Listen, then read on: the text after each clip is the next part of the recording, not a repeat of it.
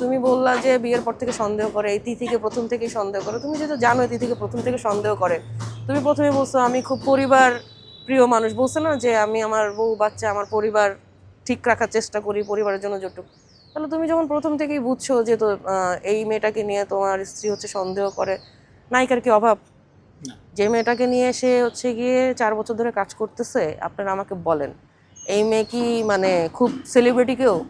আলবি কি এর চেয়ে বেটার এর চেয়ে ভালো গ্রেডের নায়িকাদের সাথে কাজ করে নাই?